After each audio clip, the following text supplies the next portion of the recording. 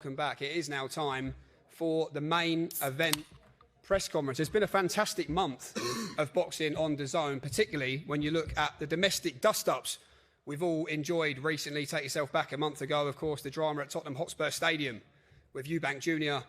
and Ben, Lee Wood and Anto Kakache. Then, of course, as we just spoke to Dave Allen there, reminded us of all the drama at the Copper Box in East London when Dave Allen beat Johnny Fisher. And then, of course, as recently of just last weekend, Josh Taylor and Echo Esserman. And I have no doubts that this fight on July 5th, a very important fight in the careers of both Jack Catterall and Harlem Eubank, will certainly follow suit in terms of excitement. Before we hear from the fighters, a busy top table here this afternoon. We are going to firstly hear from Mr. Frank Smith of Matchroom Boxing. Frank, we just spoke about it there on the stream. You represent Jack Catterall. This is Chance up at £147 now. A new chapter up against Harlem Eubank. Why does this fight make sense? I think it's a tremendous fight. I think, you know, as you said, domestic fights are what people buy into. It's the kind of fights that we need to make to keep the sport building in the UK. Obviously, great to be working with Nisse and Wasserman Boxing as always. You know, and when we spoke about this fight, you know, there was discussions between everyone about whether this was the right route to go. And within 2 or 3 days, it was made. And, you know, that doesn't happen always in boxing, as we know. There's, you know, prolonged negotiations, but this was a fight both guys wanted. And it's a great fight for both guys. I think it's the perfect fight for both of them. Obviously, Jack coming off the back of the Barboza fight. If he gets the win here, it sets him up for a huge opportunity. Obviously, moving up to 147 as well. And obviously for Harlem as well, coming off the back of a great win against Tyrone McKenna. I'm excited for it. And these are the kind of nights we need to make, like I say, to keep building the sport in the UK. And this is, of course, Matchroom versus Wasserman. That adds a little bit of spice into the mix as well. And joining us from Wasserman is Nisse Sauerland. Nisse, make your case. We'll keep this straightforward because this is what the fans want to hear the answer to. Make your case for your man, Harlem Eubank. Some saying it might be too soon. Is this a step through too many levels at once? What's your argument to that debate? Well, I think, you know, if I look at it, Jack has got it all to lose. Harlem is coming in here. It's his first world-class step up. You know, obviously he's coming off this great victory over Tyrone McKenna, looked $1 million. And where does he go? Do we do another McKenna fight, you know, around that level? Or do we go for the big boys like Jack Catterall? And props to both men, because I didn't expect Harlem to accept it so quickly. It's like, yeah, I'll do this. I feel like I'm going to win. And, you know, Jack, if he loses, it's not the greatest position for him, coming off a couple of losses in a row. So, you know, props to both guys for taking it. Harlem, you know, I believe he can go all the way. And, you know, obviously Jack's in the way now. And I do think he has the skills to beat Jack. But look, like I said, I was comparing this actually to my driver on the way up. I see this as a bit of a Froch-Kessler fight. Two gentlemen. They're going to take it very, very serious. Two warriors. No trash talking needed. It's just it all in the fight. And I think the fight will sell itself. I do think Harlem will win. But I have to think Harlem would win. Otherwise, we're not going to be here at this table. Otherwise, we would have taken another McKenna fight or McKenna-esque fight to build up Harlem again. But the time is right for us. The time is right for Harlem. Charlie believes he's ready. So I've got to put my trust in the fighter. Okay, thank you, Nisse. Let's hear from the managers of both fighters here on the table this afternoon. This bit might be quite fun, as it normally is when Mr. Sam Jones is in town. Sam, I could hear a few murmurs from this side of the room when Nisse was speaking there. What are your thoughts on this fight for your man at this stage of his career? Lost two times in a row. Losses. I think he said a couple of losses. If he didn't, my apologies, Nisse. It's okay. I didn't get a driver here, by the way, everybody. I walked over from the hotel up the road. Humble. Yes. Before we go any further, Frank, whose side are you on? Don't start on me, Sam. Can you please answer the question, Frank? It's very important. I'm on the side of making great fights. You know obviously my dynamic in these fights. Sam, you need to earn that badge that you're wearing. You haven't earned that. Jamie Ward just said it's the B side. I'm happy to be the B-Tech sheriff today. Nisse's over there, the Timu Nisse Sauerland. And deputy marshal, not sheriff. But. Yeah, correct. I'm happy with being the B-Tech sheriff, but there's no sheriff arrived on that side of the table to look after you today. So I'm going to step in today. And what does that make and be the sheriff at this table. Why have you worn a badge? What has he got on? I just noticed. It's fine. What do you make of this, Harlem? Just quickly. I wasn't finished then. I was just saying. By the way, this is a fantastic fight. I'm just asking him why has he worn a badge? Like, it doesn't make sense. It makes a lot of sense to me because again, there has to be some kind of sheriff, and I'm happy to be the deputy sheriff because again, you're not the deputy sheriff. You haven't earned that position. The deputy sheriff, I have earned that position. He's not here today for you. I'm really disappointed. No one's managed to get Senior here. I was really looking forward to meet him, to be honest with you. Senior, but we're gonna have to make do. We're gonna have to make do with what's on your table. He's a national treasure. He's not here to debate promoters or people. I came in peace. I came in peace today. I came in real peace. But again, I feel just a side full of not disbelief. If I'm honest with you, like the colours. I'm just asking, what is the badge about? Because everyone's trying to figure it out. We love the badge. We love the badge. You haven't earned it. I have. Amazon gave it to me. Thank you. Okay. Okay. Sam, let's talk about the fight. Yeah, so that's what we're here to talk about today. Look, Jack, as Nisse was saying, fell short against Arnold Barboza Jr. last time out, moves up here to 147. Why does he beat Harlem Eubank, in your opinion? Listen, first of all, it really is a brilliant fight. And what I was saying the other day is we want to give people fights that the British public care about. And the British public will care about this fight because it's a domestic fight. They're the best fights. And credit, before Harlem started chirping up there, credit to Harlem for taking the fight because it's a big step up for him. It's it's a monumental step up for him. I don't believe he's going to be ready for the task. I think it's going to be all too much for him. But I respect him nonetheless. They both, Jack as well, Jack and Harlem both have a responsibility to make this a good fight because we don't want to see someone burgle a win and come and listen.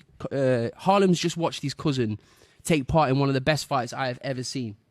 So he's under immense pressure as well. Of course, Jack is because he's fought at the higher level, but they both have a responsibility to the British public to give them a cracker of a fight. And that is what's going to happen. I'm certain of it.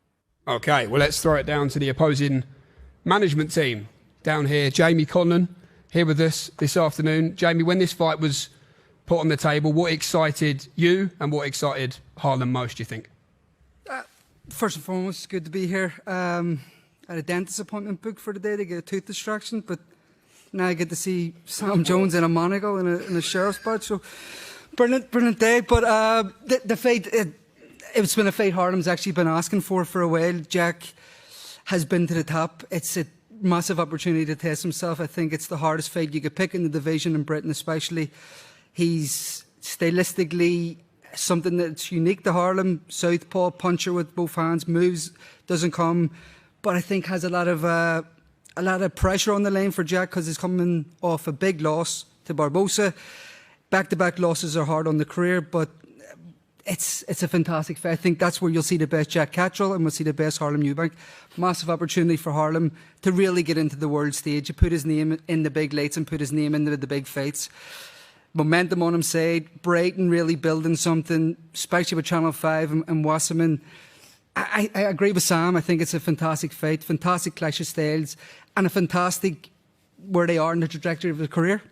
Okay, thank you, Jamie. Let's hear from the training teams and another Jamie down there at the end of the table, Mr. Jamie Moore. Jamie, they say in this game it's how you come back from defeat that defines you. I just wonder, in terms of what you've seen in the gym, behind the scenes, the mindset of this man, Jack Catterall, since that fight with Barboza, what have you seen to believe that he can get back on track and do it on style on July 5th?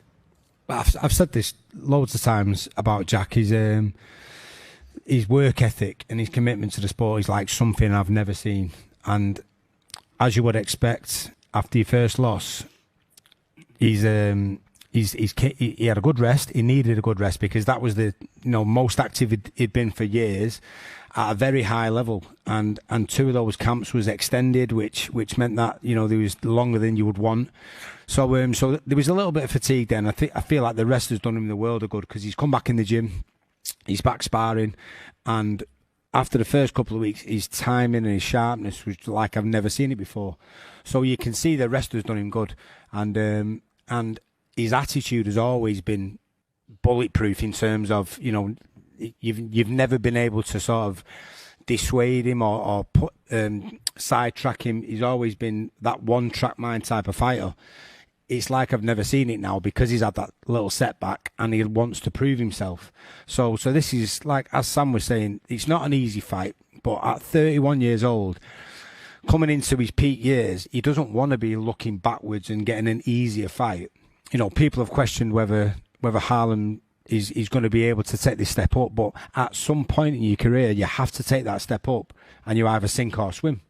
And it doesn't matter whether he's world class or not, as far as I'm concerned, because my belief is in Jack Catterall. So if he is a world class fighter, then fair play to him. But in my opinion, Jack Catterall will still beat him because he's too good. Okay, thank you, Jamie. Let's hear from Charlie Beat. Charlie, trainer, of course, of Harlem Eubank. Good to see you, Charlie, once again. It's been a little while. But in terms of this fight, in terms of that word potential, what do you believe this man has in the locker that we're about to see on July 5th? How you doing, everyone?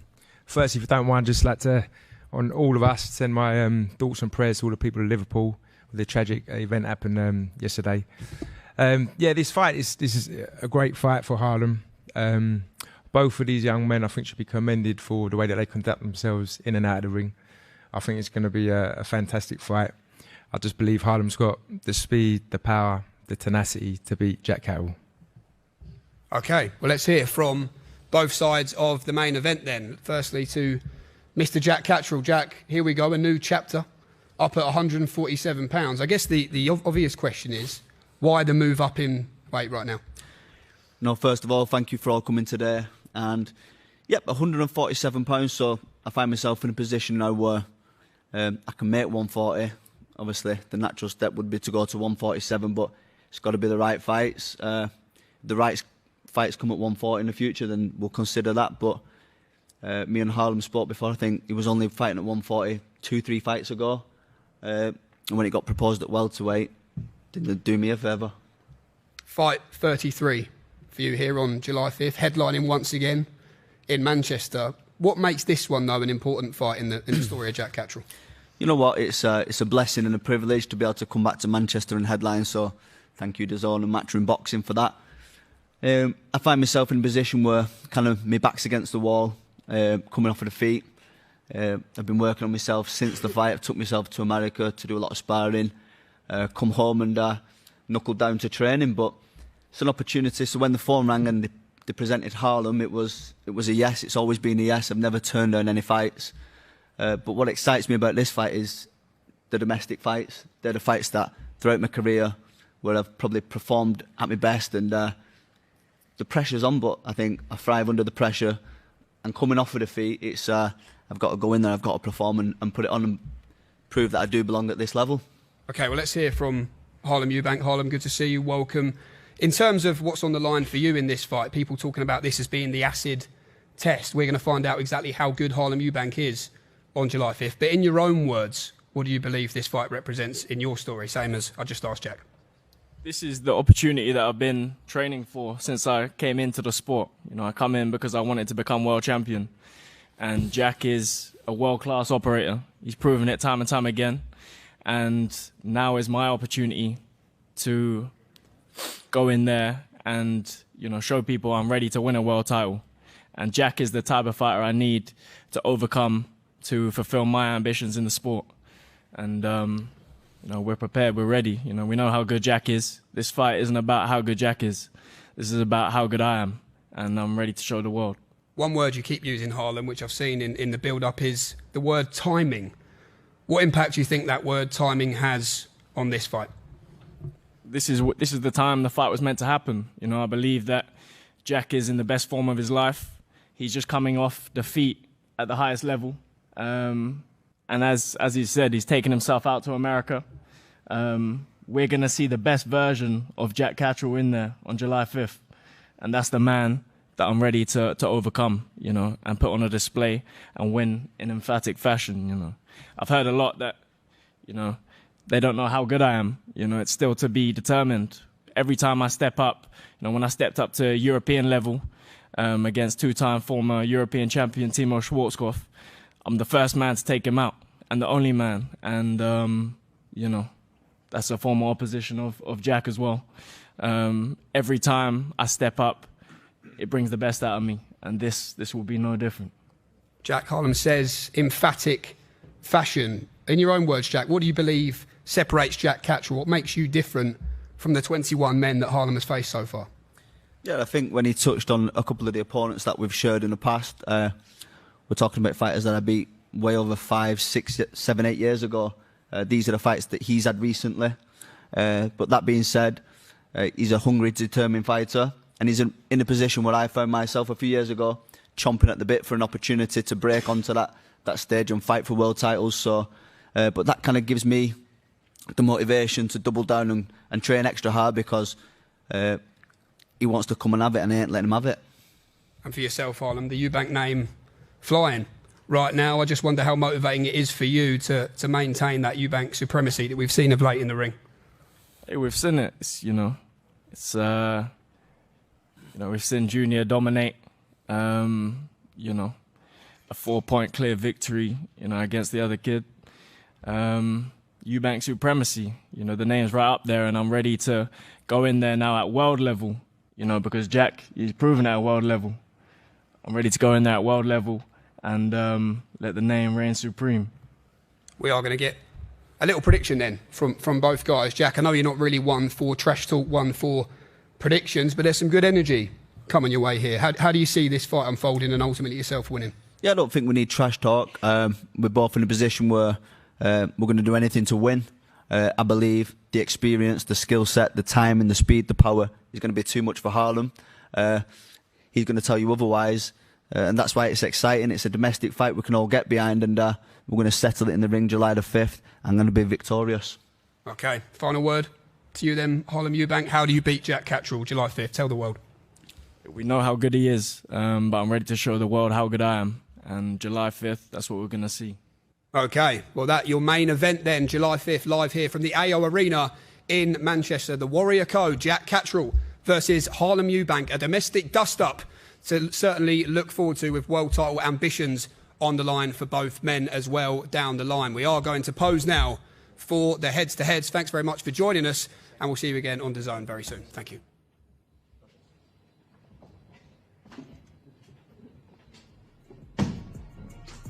£47. This one is must win. We'll see you July 5th